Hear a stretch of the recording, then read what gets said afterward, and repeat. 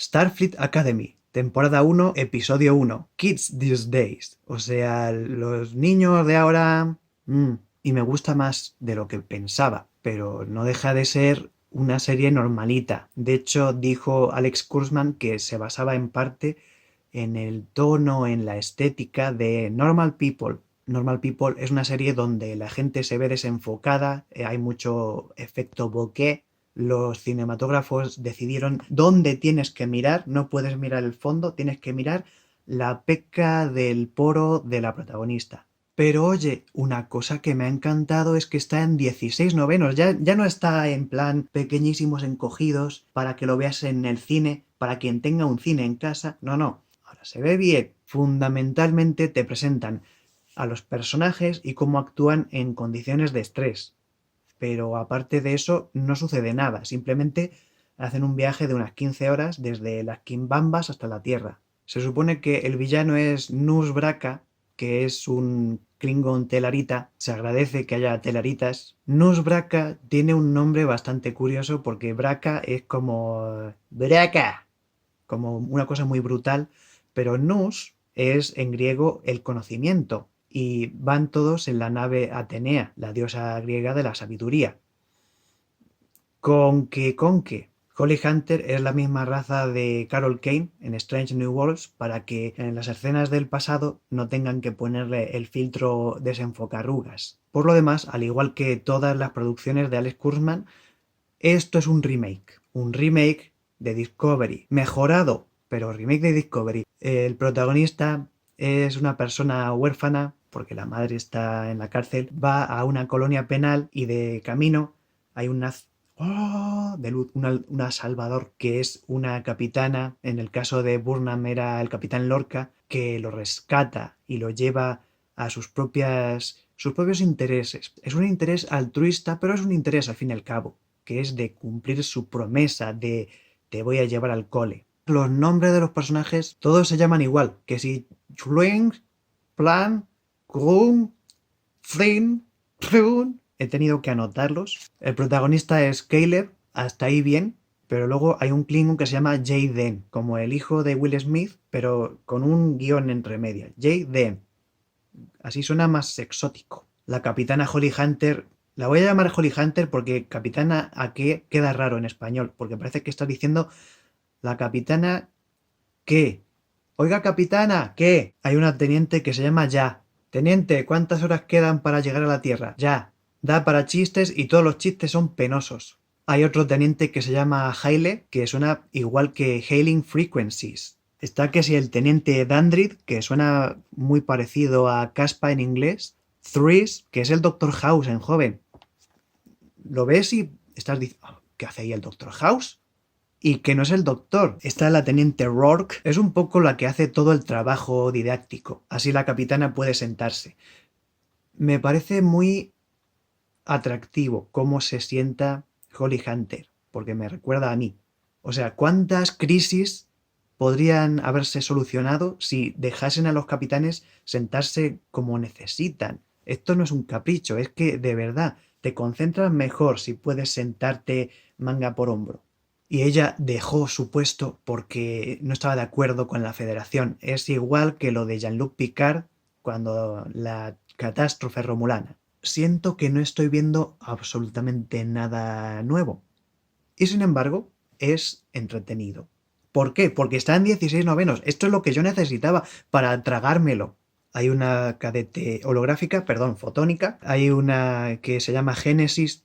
Hay uno que se parece mucho a James Franco, pero que es de Bilbao. Entonces puede salir fuera de la nave y el espacio exterior nada más le da frío. La escena de Sam y del doctor me pareció bastante divertida. Lo que sucede es que de repente mencionaron Prodigy y sentí que habían cancelado Prodigy para poder utilizar exactamente la misma premisa en esta serie. Recordemos que la serie Star Trek Prodigy trataba de que la capitana Janeway acogía bajo su ala a un montón de jóvenes y en su nave, la Voyager 400, los llevaba por ahí a aprender cosas. Qué casualidad que esto trata de una capitana así bastante cool que ayuda a los jovencitos. ¿Acaso cancelaron Prodigy para poder hacer esto? La única razón por la que creo que han hablado de ello es porque Tony Newsom, la Mariner, andaba rondando por ahí diciendo no, no, no, no, más chistes. La misma musulmana con el velo amarillo, que salga por ahí de fondo. Es una referencia. Creo que se llama Pickford. Hay un personaje que tiene toda la apariencia de ser autista. Está en una alerta roja y empieza a repetir ¡alerta roja! Y entonces llega Caleb con todos sus dotes de mando y le dice no tienes por qué repetirlo, porque para eso ya está la alarma. Y entonces ella dice es que he tenido un día, me gustó esta inclusión de este personaje que se parecía a mí porque estoy seguro de que Pickford es una persona bastante capaz, si no, no podría estar en la academia. Simplemente ha tenido un día espantoso y en ese momento está manifestándolo de esa manera. No significa que sea peor cadete, simplemente significa que en las situaciones de crisis no lo lleva tan bien como Caleb. Paul Giamatti está estupendo, me encanta este tipo de actuación que no teme al histrionismo, le queda bien Star Trek. Y entonces llegan a la Tierra y empieza a sonar una versión de San Francisco. Yo pensaba que iba a ser la sintonía de la serie, que nos iban a hacer un It's been a long road, running from where the wind, que íbamos a estar todas las semanas cada vez que empieza el episodio. Be sure to wear flowers in your hair. Pero no, iban a San Francisco y quedaba bien y ya está.